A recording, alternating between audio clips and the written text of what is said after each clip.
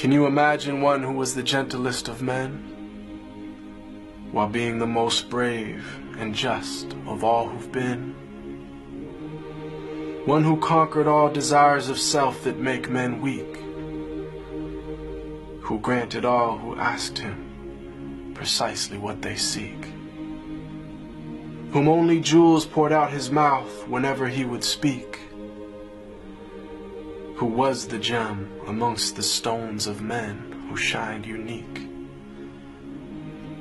A selflessness and generosity that some would say was merely myth until they'd seen one of the lovers of his way, who used to mend his sandals, used to patch his clothes, who used to serve his family whenever he was home,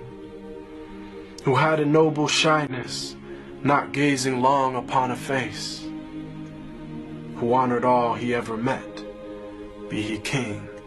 or be he slave, who always felt himself at home the most amongst the poor, who never angered for himself, but only for his Lord, always just, always truthful, conscious of the one,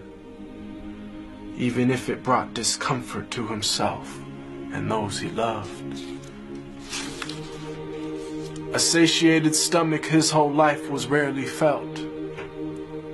not due to poverty, but preference of others to himself,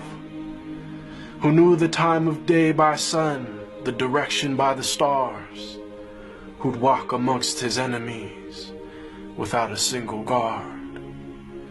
devoid of any trace of self, just humble and serene, eloquent but not verbose,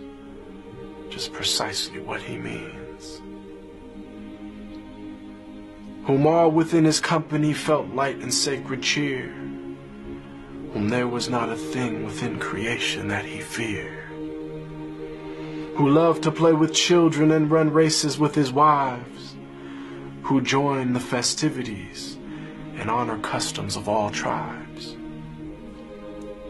When people yelled and lost their cool around him, he was calm, who asked forgiveness for his enemies, even as they did him wrong, who kept a goat he'd milk himself for people in his house, whose wives, when asked about him, said he was the perfect spouse, who never looked down on a pauper or flattered once a prince, who called every soul unto the one without even a flinch. Every single gorgeous trait of character he had, of noble lineage, yet he was the orphan of his clan,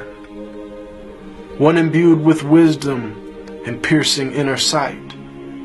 yet he was the unlettered one, who'd neither read nor write.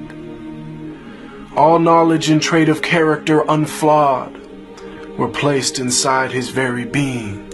directly by Allah. The way to salvation and triumph after death, to detachment and joy in life with each and every breath, to walk the righteous path and never falter come what may. May Allah give us success in following his way.